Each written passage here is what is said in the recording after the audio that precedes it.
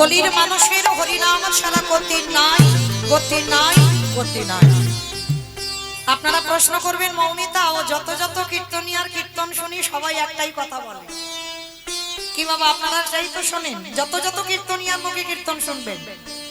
এই যারা আমার আগে আছে, যারা পরে আছেন, অনেক গুণী মান্যগণ ব্যক্তিগণ আমার সম্প্রদায়, আরো যারা সম্প্রদায় আছেন, প্রতিটা কীর্তনিয়া বা ভাগবত পাঠেও যারা বসবে একটাই কথা বলবে, বাবা হরিনাম শোনো, হরিনাম গাও, একাদশী করো, ভগবানের চরণে তুলসী দাও, তুলসী গাছে জল দাও, ও ছাড়া গতি নাই। কি বাবা কীর্তনিয়ারা বলছে না কৃষ্ণ ছাড়া গতি নাই, হরি ছাড়া গতি নাই, কি মা বলছে তো? কিন্তু আমরা বলবো আর আপনারা শুধু কানে শুনে চলে যাবেন, হবে না, ওইটাই হৃদয়ঙ্গ করতে হবে যে আমরা কীর্তনিয়ারা যেটাই বলছি বাবা সেটা সব ঠিক না, কখনো হতে পারে না। কিন্তু যে কথাটা বলবো সেটাকে একবার অনুভব করে দেখতে হবে। এই যে কীর্তনিয়ার আমরা বলছি হরিনাম ছাড়া গতি নাই, সত্যি কি গতি আছে? যে যত বড় ধনী হও না কেন, যার যত টাকা থাকুক না কেন, যার যত অর্থ থাকুক না কেন, কেউ যদি সারা জীবন দিল্লি বম্বে কাটায়, কেউ যদি সোনার পালঙ্কে ঘুমায়, কেউ যদি টাকার বিছানায়ও ঘুমায়, তবু মনে রাখতে হবে বাবা, এই যে যাদের দেখছো না এরা তোমার কেউ নয়। যারা এখানে গীতা ভাগবত জ্ঞানী বসেছেন বাবা, যারা একটু তত্ত্ব জ্ঞানী, যারা গ্রন্থ পড়ে, শুধু একটা কথা মনে রাখবেন বাবা, তলিয়ে ভাবার নাম তত্ত্ব। উপর থেকে কীর্তন শুনলে রস পাওয়া যায় না। কীর্তন শুনতে গেলে আগে জানতে হবে কীর্তন বিষয়টা বাবা নারকেলের মতো। কি বাবা নারকেল দেখেছো তো? হ্যাঁ তা দেখবো না, গ্রামাঞ্চলের মানুষ তো যারা যারা নারকেল দেখেছো, আচ্ছা বলো তো নারকেল এই বাইরে একটা খোসা আছে, তো খোসা আছে না, খোসাটা ছাড়ালে কি তুমি নারকেল পাবে? দেখবেন খোসাটা ছাড়ালে বাবা ভিতরে আরো বেশি শক্ত, তাহলে শক্তটাকে ভাঙতে হবে, তারপরে যদি বাবা তার ভিতরে শ্বাসটা টেনে ছাড়াতে পারো, তারপরে যদি আস্বাদন করতে পারো, তাহলেই বুঝবে তুমি নারকেলের স্বাদটা কেমন হয়। এই কীর্তন বিষয়টা বাবা ঠিক এই রকম, তুমি একটা কাহিনী হবে আর উপর থেকে শুনে চলে যাব না, একটু ভিতরে গিয়ে ভাবতে হবে, তারপরে তুমি কীর্তনের রস পাবে। তাহলে এই যে কীর্তনিয়ারা বলছে হরি নাম ছাড়া গতি নাই, সত্যি কি গতি আছে বাবা? যে যত বড় ধনী হও না কেন, শেষের দিনে এরা তো তোমার কেউ আপন নয়। যা যা কিছু দেখছো সব পৃথিবীতে অনিত্য বস্তু, আর নিত্য বস্তু যদি থাকতে হয় সেটা হলো আমার গৌর গোবিন্দ চরণ। আমার গোবিন্দ চরণ হচ্ছে মা নিত্য বস্তু, আর সব অনিত্য। যেটা আজকের আছে সেটা কালকের অন্য কারোর হয়ে যাবে, ওটা চিরস্থায়ী নয়।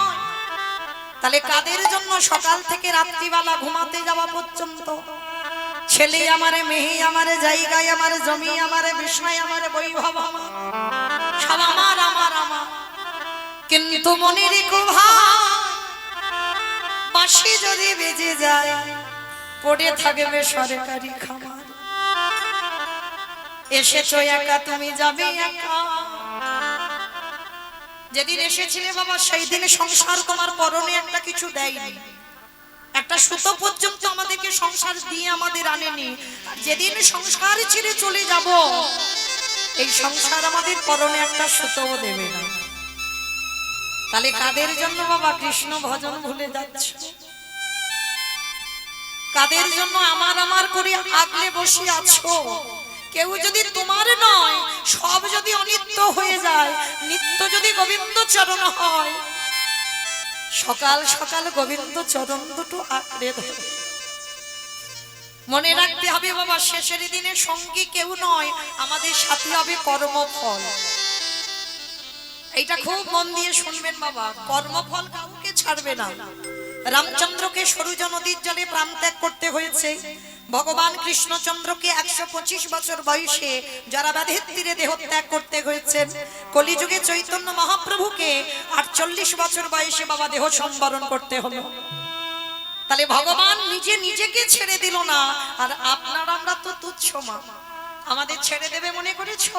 তাহলে প্রত্যেকটা ব্যক্তিকে বাবা কর্মের উপরে খেয়াল রাখতে হবে। আমি কতটুকু ধর্ম কর্ম করলাম, কতটুকু সৎ কর্ম করলাম, আর কতদিন আমি অসৎ কর্মে যুক্ত আছি।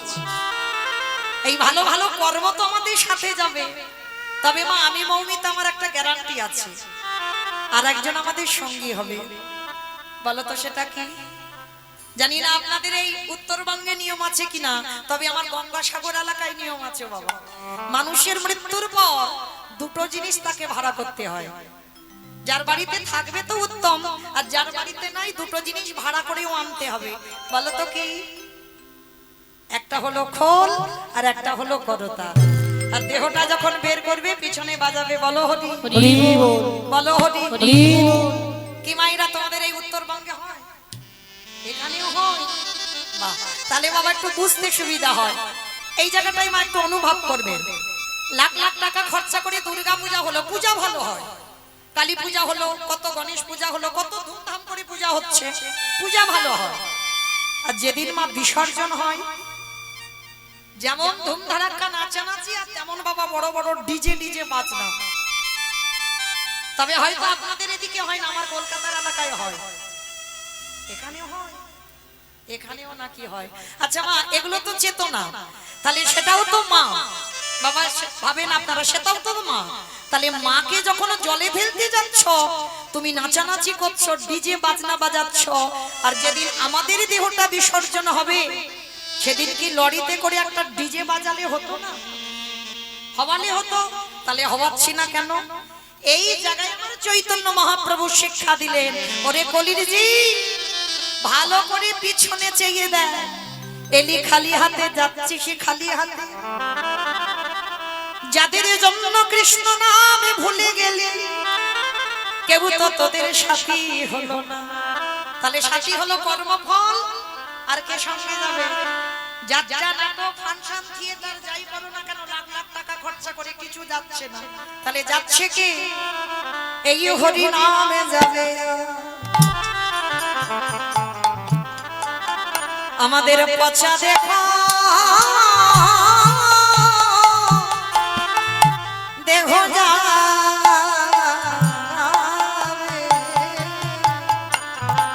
যেদিন তুমি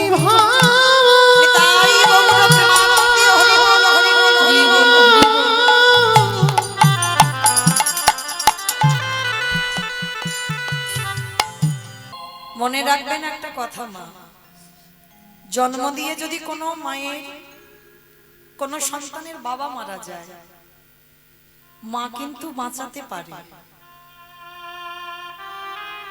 আর জন্ম দিয়ে যদি কারণ মা চলে যায়, ভালোবাসে, সবাই ভালোবাসে, কিন্তু তোমার মায়ের মতো করে না। বাবার ভালোবাসাটা হলো বাবা ওই সচ্ছে, আর মা, যার মা চলে যায় না, চারদিকটা অন্ধকার হয়ে যায়। তোমার মায়ের মতো করে কেউ ভালোবাসতে পারে।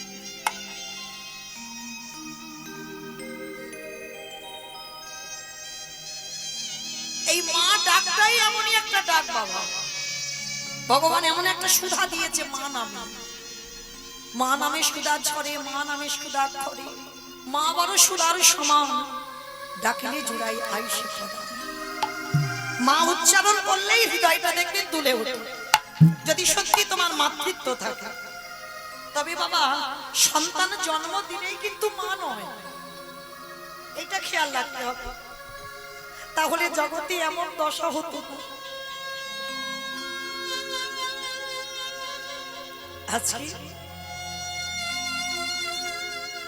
একদিনের বাচ্চাটাকে নিয়ে স্ত্রীর দাহ কাজ সম্পূর্ণ করলো। দয়াময়, কষ্ট দাও, দুঃখ দাও, জ্বালা দাও, যন্ত্রণা দাও, কিন্তু সহ্য করবার মতো শক্তিটুকু তুমি দিও। ছেলেটাকে মেয়েটাকে নিয়ে বাবা মনে মনে ভাবছে একে খাওয়াবো কি। মা হলে ভাবতে হতো না, কোন রকমে মেয়েটাকে মানুষ করতে পারতো, কিন্তু মা তো নেই। একদিন লোক দেবে, দুদিন দেবে, এক সপ্তাহ দেবে, 15 দিন দেবে, তারপর খাচ্ছে। ভগবান মনে মনে ভাবলো জগতে ভক্তকে পাঠালাম, ভক্তরে আহারের ব্যবস্থা তো আমার করে দিতে হবে। স্বর্গ থেকে একটা কাম ধেনুকে পাঠিয়েছে মা। এই কাম ধেনু তার একটা কাহিনী আছে বাবা। কাম ধেনুর কাছে যে যা চাইবে, সোনা দানা টাকা পয়সা মণি মাণিক্য খাবার ঘর বাড়ি যা চাইবে, কাম ধেনু তাকে তাই দিয়ে দেবে। স্বর্গ থেকে ভগবান হীরাচন্দালের ঘরের কাছে কামধেনুটাকে পাঠিয়েছে। আর কামধেনুর কাছে গিয়ে হীরাচন্দাল একটা পাত্র নিয়ে গাভীটার কাছে বলছে, গাভী, আমার একটা কন্যা সন্তান আছে, একটু দুগ্ধ দিবি? যেই না বাটিটা রেখেছে বাবা, দুগ্ধ দহন করতে হলো না, আপনি থেকে বাটিটা ভরে গেল। প্রতিদিন টাইমে গাভীটা আসে আর দুধ দেয় আর চলে যায়। সবই তো ভগবানের ইশারা। টাইমে দুধ দেয় আর চলে যায়, মানে একটা মা যেমন সন্তানকে মানুষ করে, ওই কামধেনুটা এসে ঠিক ওই রকম করে দুধ দিয়ে চলে যায়। ভগবান মনে মনে চিন্তা করলো, দেখি দ্বিতীয়বারে তো পরীক্ষা নিতে হবে, ঘষে মেজে নেবে না ভক্ত কেমন। এই জগৎ সংসারে মনে রাখবেন মা, যারা লক্ষ্মী কালী দুর্গা সরস্বতী ভক্ত তারা পার আছে, কিন্তু যারা কৃষ্ণ ভক্ত, যে করে আমার আশ তারে করি সর্বনাশ। সর্বনাশ নয়, জীবনে ভগবান সর্বনাশ করে না, সর্বনাশ। সর্বনাশ বানান আলাদা, সব নাশ বানান আলাদা। যে করে আমার আশ তারে করি সর্বনাশ। কি নাশের কথা বললো? আত্মীয় পরিজন বন্ধু বান্ধব জায়গা জমি প্রতিপত্তি সম্পত্তি সব একে একে কেড়ে নেবে, পথের ভিখারি করে দেবে বাবা। যারা কৃষ্ণ ভক্ত হয় তারা জীবনে কোনোদিন পাথর সেটিং করা ঘর বানায় না, খেয়াল রাখবেন। এই যে আপনারা বলেন না কীর্তনিয়ারা বুঝি খুব বড় বড় কৃষ্ণ ভক্ত, একটা কীর্তনিয়া কৃষ্ণ ভক্ত নয়। সব দেখে এসো বাবা, বড় বড় তালা তৈরি করেছে, একতলা দুতলা তিনতলা চারতলা পাথর সেটিং করা ঘর। তাহলে কি তারা কৃষ্ণ ভক্ত? কৃষ্ণ ভক্ত যে হবে বাবা, জীবনে পাথর সেটিং করা ঘরে থাকবে না। আর যদি তুমি পাথর সেটিং করা ঘরে থেকে যদি তুমি ভক্ত হও, ভগবান চেষ্টা করবে কবে ওর ওই ঘর থেকে টেনে বের করে দেব, রাস্তার ভিখারি করে দেব, ওর আশ্রয় থাকবে না, ওর আপন বলতে কেউ থাকবে না। শেষের দিনে কৃষ্ণ ভক্ত যারা হয় তাদের একাকী হয়ে যেতে হয়। আর মনে রাখবেন বাবা, ভজনের পথে চলতে গেলে তোমাকে একাকী হতে হবে। একাকী হয়ে নিরজন জায়গায় বসে কৃষ্ণ ভজন করতে হবে, আর সেই ভজনটা হবে তোমার সঠিক ভজন। আজকের হীরাচন্দাল দ্বিতীয়বারই পরীক্ষা শুরু হলো। মেয়েটার বয়স দাঁড়ালো 6 বছর। বাবা হীরাচন্দাল মেয়েটার নাম রেখেছিল, জানিস মা, আমার বলতে যা কিছু আছে সবরই, আমার বলতে যা কিছু আছে সবরই। মেয়ের নাম দিল সবরী। 6 বছর বয়স, ঘরে রেখে বাবা গেছে ভিক্ষায়। আর ভগবান দ্বিতীয়বারে পরীক্ষা, প্রথমবারে তো মাকে কেড়ে নিল জন্ম দিয়ে, দ্বিতীয়বারে পরীক্ষায় ওই পাটা লেগেই ঘরের কোণে প্রদীপ ছিল, প্রদীপটা উল্টে পড়ে গেছে। তালপাতা, শুকনো তালপাতার ঘর, আর ওই তালপাতার ঘর দাউ দাউ করে জ্বলে উঠেছে। সবরী মা ঘুমাচ্ছে, মাত্র 6 বছর বয়স, দাউ দাউ করে যখন জ্বলছে, স্বর্গ থেকে সেই যে কামধেনুটা মনে মনে চিন্তা করছে, কি সবরী তো ওই ঘরের মধ্যে আছে, দাউ দাউ করে জ্বলছে। স্বর্গ থেকে কামধেনুটা ছুটে এসে বড় বড় শিং দিয়ে সবরীকে জাগিয়ে দিল। সবরী জেগে উঠে ডাক দিল, আগুন আগুন আগুন আগুন। চারিদিকে আগুন আগুন করে চিৎকার করলো। গাভীটা বের করে নিল সবরীকে, আর ওই পুড়ে ঘরটা পুড়ে ছাই হয়ে গেল। গাভীটা উদরের নিচে রেখে দিল, যেমন একজন মা সন্তানকে আঁকলে রাখে। হীরাচন্দাল ভিক্ষা করে ঘরে ফিরছে, মনের আনন্দে। মা আজকের মা নেই, মা হারা, মেয়েটাকে খাওয়াবে, নিজে খাবে। ওগো ভগবান তুমি এখনো কেন গো নীরব হয়েছ তোমার সৃষ্টি তোমার বিধান মানে না ওগো তোমার সৃষ্টি তোমার বিধান মানে না কে হওয়া। ওগো ভগবান তুমি এখনো কেন গো নীরবে হয়েছ তোমার সৃষ্টি তোমার বিধান মানে না কে হওয়া। তোমার সৃষ্টি তোমার বিধান মানে না কে হওয়া। তুমি সুখী জনা করো সুখী এই দুঃখী জনার তোমার সৃষ্টি তোমার বিধান মানে না কে হওয়া। ওগো তোমার সৃষ্টি তোমার বিধান মানে না কে হওয়া। যেই না হীরা চান্দাল কুড়ে ঘরে দরজায় এসেছে এসে দেখলো মা ঘর পুড়ে ছাই হয়ে গেছে। হীরা চান্দাল চিৎকার করলো সবরি সবরি রে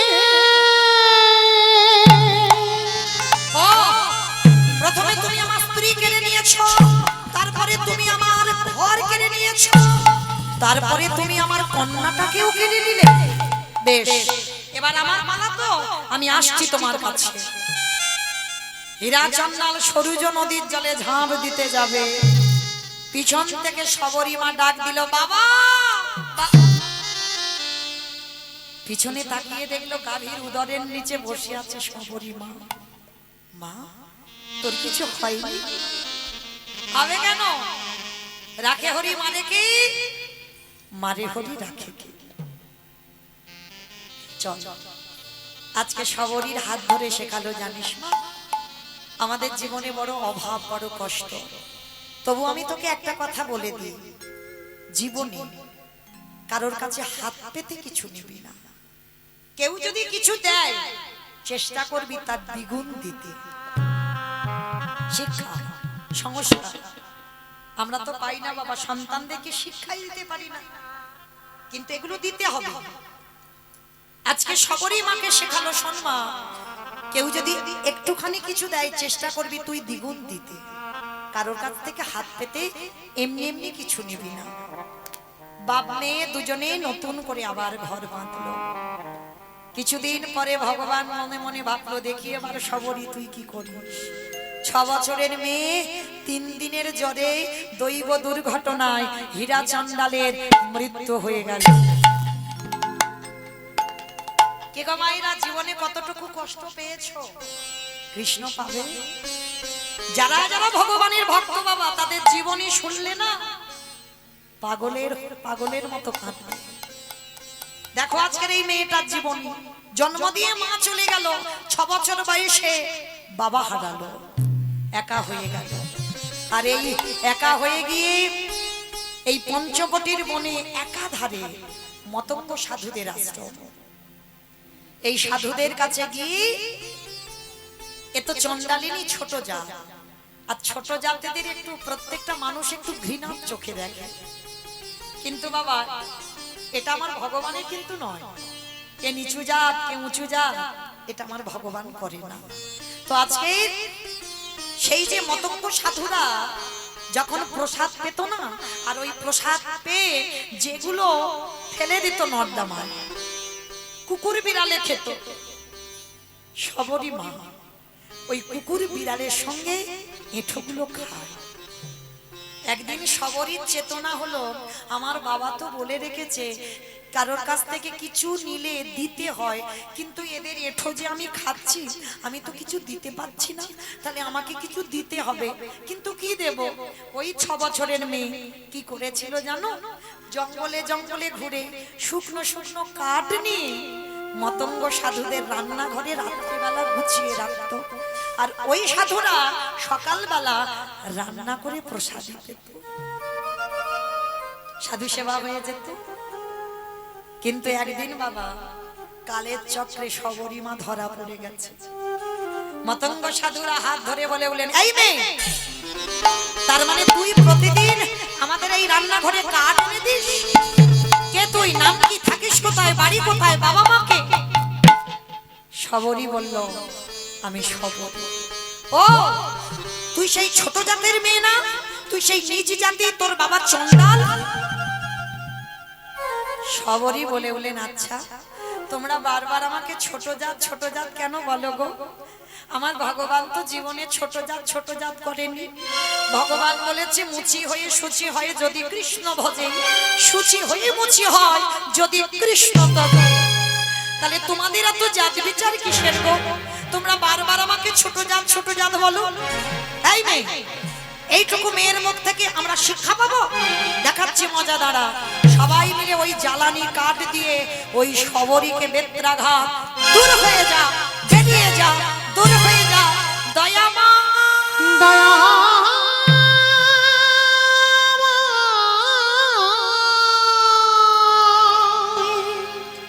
এত মারা মেরেছে না, মেয়েটার সর্ব শরীর থেকে রক্ত ঝরে ঝরে পড়ছে। আর ওদের মধ্যে দিয়ে বাবা একজন সাধু ছিল, যার নাম হচ্ছে রামানন্দ স্বামী। এই রামানন্দ স্বামী হচ্ছে সবরীমার দীক্ষা গুরু। সবরীকে বুকে জড়িয়ে ধরেছে।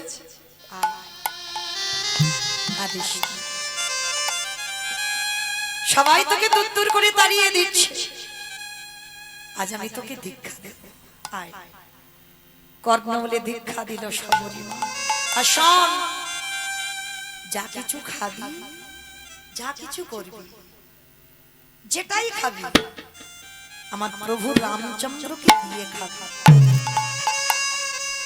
কি মায়েরা, আপনারা দিয়ে খান তো? ভগবানকে দিয়ে খান? আমি শুধু থালা ভর্তি করে দিতে বলিনি। এখানে আমরা সংসারী মানুষ, সবাই তো প্রসাদ ভোজী নয়, সবাই তো দিয়ে পেতে পাচ্ছি না। তো যারা দিয়ে পাচ্ছেন না তাদের উদ্দেশ্যে বলি, দরকার নেই, যা কিছু খাবেন সমস্ত কিছুটা নিয়ে একবার বলবেন, ভোজনেচ জনার্দন। আর এই ভোজনেচ জনার্দন বলা মানে আমার আগে আমার গোবিন্দ সেবা হয়ে যায়। একটু যদি জলও খান, একটু কপালে ঠেকিয়ে বলবেন ভোজনেচ জনার্দন, অবশ্যই করে বলবেন। আজকে সবরীকে শেখাচ্ছে সবটা দিয়ে খাবে। সবরী বলছে, গুরুদেব আমার কাছে তো কিছু নেই। কে বলেছে রে তোর কিছু নেই? তোর যেটা আছে সেটা কারণ নেই। সেটা কি গুরুদেব? ভক্তি। তোর কাছে ভক্তি আছে, যেটা দিয়ে ডাকলেই আমার রামচন্দ্রকে বাঁধা যায়। সবরীমা শুরু হলো ভজন। প্রতিদিন জঙ্গলে জঙ্গলে ঘুরে গাছ থেকে ফল পাড়ে, ওই ফলগুলো খায়। যেটা টক, যেটা তিতো সেটা নিজে খেয়ে নেয়, আর দেখে নেয় যেটা মিষ্টি সুস্বাদু সেটা রেখে দেয় ঝুড়িতে, রাম এলে খাবে। দেখেছেন কোনদিন এরকম ভালোবাসা করেছেন আমার ভগবানের সঙ্গে? এরকম ভালোবাসা কেন করেননি গো? বাজার থেকে আঙ্গুর ফল এনেছেন, এত টক খেতে পাচ্ছেন না, লবণ দিয়ে খেতে হচ্ছে। দোকান থেকে মিষ্টি কিনে এনেছেন, গন্ধ।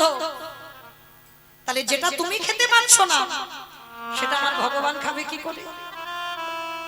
আগে নিজে দেখে নাও তোমার উপযুক্ত কিনা, ওটা আমার বিশ্বাস। আমি কারোর কথা বলছি না বাবা, আমি আমার কথা বলছি। আগে নিজে দেখে নাও, যদি ওটা তোমার উপযুক্ত হয় তবে আমার ভগবান খাবে। আর যদি তোমার ওটা উপযুক্ত না হয়, যদি তোমার জিহ্বায় স্বাদ না লাগে, তুমি ভগবানকে দেবে, ভগবান খাবে কি করে? প্রতিটা মানুষের ভুল ধারণা, বলে আগে আমি খেলে ভগবান খায়। ভুল কথা, সম্পূর্ণ ভুল বাবা। তার উজ্জ্বল প্রমাণ সবরীমা দেখিয়ে দিয়েছি। যা কিছু খায় এবার যেটা টক সেটা নিজে খেয়ে নিচ্ছে, যেটা তিতো হচ্ছে ফল সেটা নিজে খেয়ে নিচ্ছে, যেটা মিষ্টি সুস্বাদু খুব স্বাদ দেখে নিল সেটা ঝুড়িতে রেখে দেয়। আর অর্ধেক অর্ধেক খাওয়া ফল কি থাকে, পচে যায়, পোকা হয়ে যায়, নষ্ট হয়ে যায়। আর যেগুলো শুকনো হয়ে যায় সেইগুলো ঝুড়িতে রেখে দেয়। সবরই মা দেখতে দেখতে বয়স হয়েছে, মা চুল পেকে গেল, দন্ত পড়ে গেল, চামড়া আলগা হয়ে গেল, লাঠি ঠুকে ঠুকে হাঁটে, কোমরে আর বল নেই, কিন্তু ঝুড়িতে রেখে দিয়েছে ফলগুলো। কবে বলতে কবে আমার রাম আসে, আর রাম এলে আমি তো ফলগুলো দেব। কি বাবা, এমন ভক্তি যদি কারো থাকে, ভগবান আর থাকতে পারে, ছুটে আসবে না দুয়ারে। লক্ষণকে সঙ্গে নিয়ে রামচন্দ্র এসে গেছে সবরী মার দরজায়, ডাক দিল সবরী, সবরী। কে কে ডাকলো আমায় সবরী সবরী বলি? দেখ আমি তো রাম এসেছি। কোমর ভেঙে গেছে, লাঠি ঠুকতে ঠুকতে, বয়স তো দুবারে এসেছে। রাম, প্রভু এসেছো, প্রভু তুমি এসেছো আমার দুয়ারে। বসতে দেবে কোথায়, কোনো জায়গা নেই। তাড়াতাড়ি ছুটে গেল গাছতলায়, শুকনো পাতা এনেছে, শুকনো পাতা পেতে দিয়ে বলছে প্রভু এসো এসো, বসো আমার দুয়ারে বসো। ভগবান এসেছে না, কি করবে বুঝতে পারছি।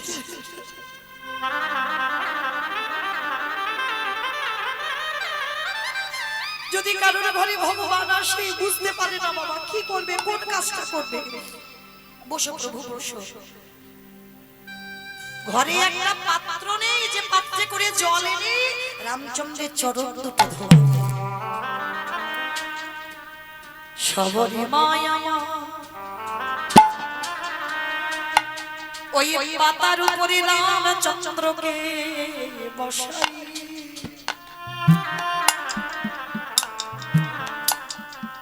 ওই রামচন্দ্রের চরণ জল হৃদয়ে ঘটে।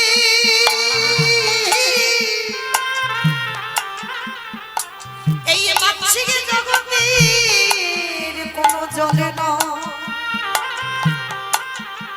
সবরী মায় আমার চোখের জলে চরণ যুগ ধোয়াইছে।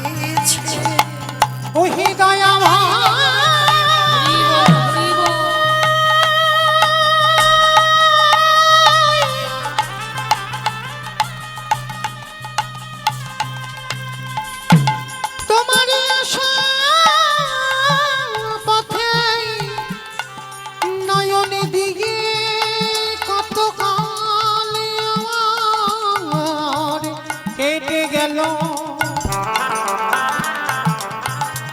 বুঝি এত কালে পটে এই অভাগিনী কথা,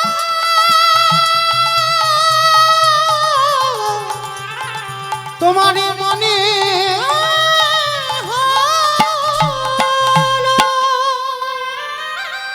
চোখের জলে চরণ দুটো ধৌত করে দিল। আঁচল দিয়ে চরণ মোছালে যদি ব্যথা লাগে, মাথার কেশটা খুলে দিয়েছে, রামচন্দ্রের চরণ দুটো মুছিয়ে দিল। ভগবান বলছে মা সবরী কিছু খেতে দিবি মা, বড্ড খিদে পেয়েছে, খেতে দিবি। প্রভু তুমি এই কাঙালি এই ছোট জাতের হাতে খাবে? চুপ। কে বলে ছোট জাত? আমি ওই ছোট জাতেরই হাতে খাবো বলে ছুটে এসেছি। দে না। ছুটে গেল ঘরে, আর ঘরে গিয়ে বাবা দেখছে সেই ঝুড়িতে যে ফলগুলো শুকনো হয়ে গেছে, খাওয়া ফল অর্ধেক করে সবরই খেয়ে রেখেছে, ওই ঝুড়িটা এনেছে।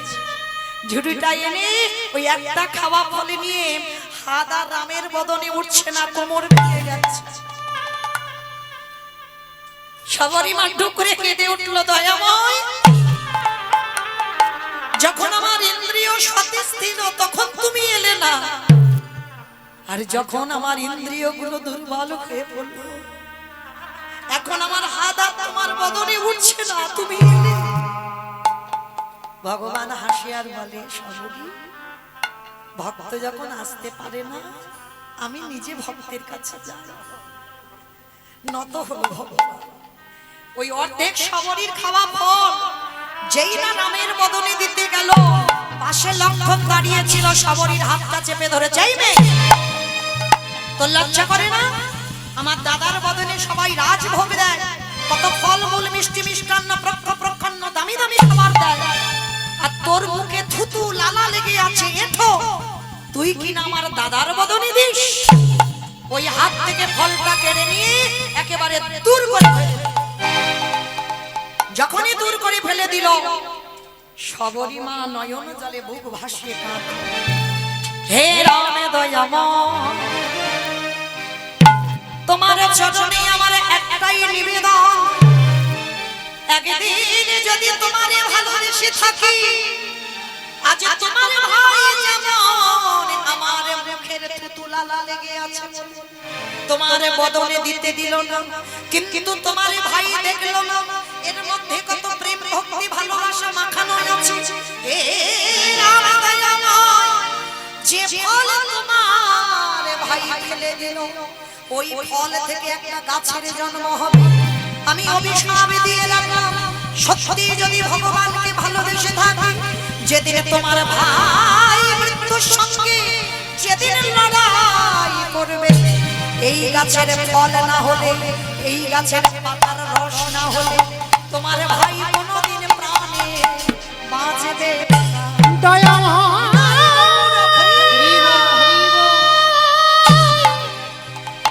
ওগো অভিশাপ করে না, অভিশাপ দিল সবরী মা। ফলটা লক্ষণ যেখানে ফেললো, বলল গন্ধমাদন পর্বত, আর ওই গন্ধমাদন পর্বতে গিয়ে সবরী নেঠো ফল থেকে জন্ম নিল বিশল্য করলি পাতা। যেদিন রাম রাবণের যুদ্ধে ছোট ঠাকুর লক্ষণ শক্তিশালী পড়ে গেল, রামায়ণে বিধান, সুসেন বৈদ্য বলেছিল, রাম সূর্য ওঠার আগে বিশল্য করলি পাতা আনতে হবে, যদি বিশল্য করলি পাতা মৃত সঞ্জীবনী সতী নারী স্তন দুগ্ধ এনে দিতে পারো, তারপরে তোমার ভাই প্রাণে বাঁচবে। একজনই গিয়েছিল, তিনি ছিল ভক্তপ্রবর বীর হনুমান, যে হৃদয় চিরে দেখিয়েছিল রাম সীতার যুগল মূর্তি। কি বাবা, জগতে একজন ভক্ত দেখিয়েছে, দেখাতে পারবেন হৃদয়ে রাম সীতা বসে আছে? শুধুমাত্র ভক্তপ্রবর বীর হনুমান দেখিয়েছিল। কবে গো? যেদিন আমার সীতা মাকে বলেছিল, ও মা, মা গো, এই মেয়েরা মাথাতে লাল লাল এগুলো কি পড়ে আছে? সীতা মা বললো, বাবা সিঁদুর। আমার সিঁদুর কেন পড়ে গো মেয়েরা? স্বামীর অমঙ্গলের জন্য। স্বামীর অমঙ্গলের জন্য? তাহলে মঙ্গলের জন্য। বাহ, কিন্তু মা মঙ্গল টঙ্গল আর হচ্ছে? খুব হচ্ছে। এখন বাজারে একটা লিকুইড উঠেছে না, কুমকুম, ওটা জীবনে সিঁদুর নয়, একটুখানি করে দেবে বাবা, বোঝা যাবে না। তবে মা আপনাদের এই উত্তরবঙ্গে, আপনাদের কোচবিহার এলাকায় নয়, আমার গঙ্গাসাগর এলাকার কথা বলছি, একটুখানি করে সিঁদুর, মানে বোঝাই যাবে না। হ্যাঁ, আরো বাবা যারা স্কুলের দিদিমণি হয়েছে তারা বেশি ভাব, শাখা পলা তো বালাই উঠে গেছে, হাতে একটা বালা রেখে দেবে আর একটুখানি করে সিঁদুর সাইড দিয়ে ঢাকা দিয়ে দেবে, তারাই সমাজকে শিক্ষা দেবে। কিন্তু ভাবতে হবে বাবা, যারা শিক্ষার জায়গায় দাঁড়ায়, তাদের নিজেদের যদি শিক্ষাটা না থাকে, তাহলে অন্য সন্তানদের শিক্ষাটা দেবে কি করে? প্রত্যেকটা নারী, এটা আমার কথা নয়, সীতামা বলছে প্রতিটা নারী শীতের সিঁদুর তার স্বামীর মঙ্গলের জন্য, হাতের শাখাটা তার স্বামীর মঙ্গলের জন্য, হাতের পলা তার স্বামীর মঙ্গলের জন্য, হাতে একটা লোহা রাখতে হয় প্রত্যেকটা নারী, এটা তার স্বামীর মঙ্গলের জন্য। এ কথা আমাদের জন্য নয়, যদি আমাদের জন্য হতো মা, তাহলে বিয়ের আগে ব্যবহার করতে পারতাম। এই কটা সম্ভব স্বামীর মঙ্গলার্থে। তা সীতামা বলল, বলে বাবা সিঁদুর নারীরা স্বামীর মঙ্গলের জন্য পড়ে। হনুমান বলছে, ও মা, তা তুমি কেন পড়েছো? এই পাগল, আমি পড়েছি যাতে তোর রামচন্দ্রের মঙ্গল হয়। হাই হাই হাই হাই, তুমি আমার রামচন্দ্রের মঙ্গলের জন্য সিঁদুর পড়ো? শুনে নিয়েছে, আর শুনে নিয়ে মা ভোরবেলা হনুমান গেছে গঙ্গা স্নানে। স্নান করে এসে সীতামার ঘরে 3 কৌটো সিঁদুর মাথা থেকে পা পর্যন্ত বেশ করে মেরেছে। আর ঠাকুর ঘরে গিয়ে রাম রাম রাম রাম রাম রাম, রামচন্দ্রের আসন চলে গেছে। হনুমান হনুমান হনুমান তো বেরিয়ে এসেছে, আসলে কি হবে? মা ভয়ে থরথর করে কাঁপছে। হাই হাই ভগবান, তুই সারা গায়ে লাল করেছিস কেন? কোথায় ঢুকেছিলি? বলে প্রভু আমি কোথাও যাইনি। আমি মাকে বললাম, মা ওই মেয়েরা মাথাতে লাল মতোটা কি দেয়? বলল সিঁদুর। আমি বললাম, মা তুমি কেন দিয়েছো? তারা কেন সিঁদুর পরে? বলল স্বামীর মঙ্গলের জন্য। আমি বললাম, মা তুমি কেন পড়েছো? বলল তোর প্রভু রামচন্দ্রের মঙ্গলের জন্য। হে রাম দয়াময়, মা যদি ওইটুকু সিঁদুর মাথায় দিয়ে যদি তোমার মঙ্গল চাইতে পারে, আর আজ আমি তোমার ভক্ত হনুমান মাথা থেকে পা পর্যন্ত সিঁদুর মেখে বলো বলো না জানি কত তোমার মঙ্গল হলো। ওগো প্রভু আমার, রাম দয়াময়, না জানি তোমার কত মঙ্গল হলো। যেই না বলেছে না জানি কত মঙ্গল হলো, এইবার সীতামার গলায় ছিল একটা মুক্তোর মালা, আর মালাটা যেই না হনুমানের গলায় দিল, হনুমান মালাটা দেখতে দেখতে বড় বড় দাঁত একবারে কাম দিয়ে মালা ছিঁড়ে দিল। সীতা রেগে গিয়ে বলল, এই জন্য তোকে বলে হনুমান, হনুমানের গলায় মুক্তোর মালা সাজি। হনুমানে কেঁদে বলল, মা গো, জগতে সবাই আমায় হনুমান বলে বলো, কিন্তু মা তুমি কোনদিন হনুমান বলো না। কেন জানো মা? আমার প্রতিটা লোমকূপে লেখা আছে রাম সীতা নাম। সেই দিন বড় বড় নখ দিয়ে বক্ষটা বিদীর্ণ করে দেখালো। দেখো মা, হৃদয়ে রাম সীতা জবানে বসে আছে। আমার হৃদয়ে মন্দির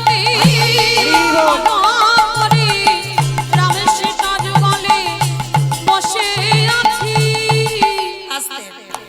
আজকে সেই সবরী মা যেখানে ফলটা ফেললো, বিশাল করলি পাতার জন্ম হলো, ভক্ত প্রবার বীর হনুমান আনতে গেল, আর এনে আর সেই বিশাল করলি পাতার রস ভালো করে নিগড়ে নিয়ে লক্ষ্মণের বদনে দিল।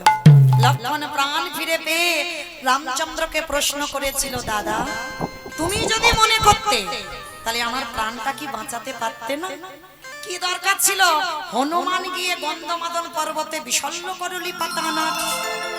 রামচন্দ্র হেসে বললেন, ছিল ভাই ছিল। কি ছিল দাদা? এই জগৎকে আমি দেখিয়ে দিলাম।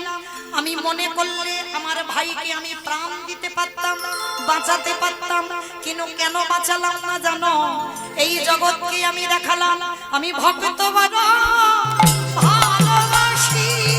আমি ভক্তের জন্যে সব করতে পারি, ভক্ত বড় ভালোবাসি।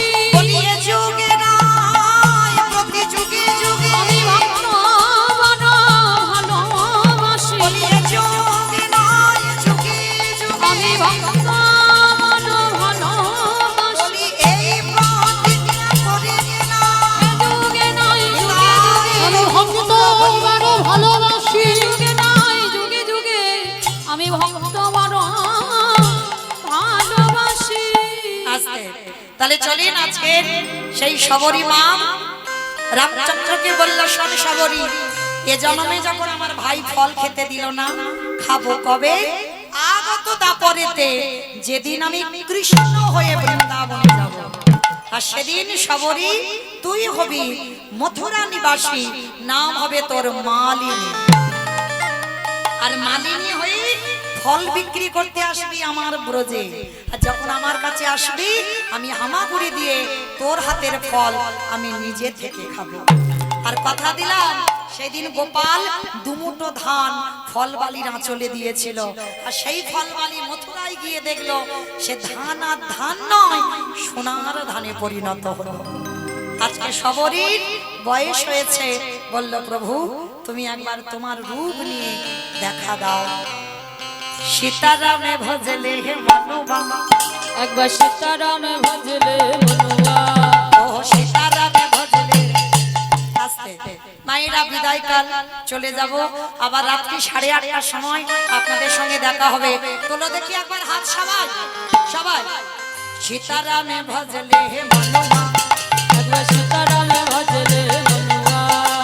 আরে মহাপতা কি জরুরি নেই করে মহাপতা কি জরুরি নেই, এই জব সবে করে খানা সীতারামে ভজলে মনুয়া। এবারে ভগবান বলতে হরি বল হরি বল হরি বল। সীতারামে ভজলে মনুয়া। ভক্ত আরে ভগবান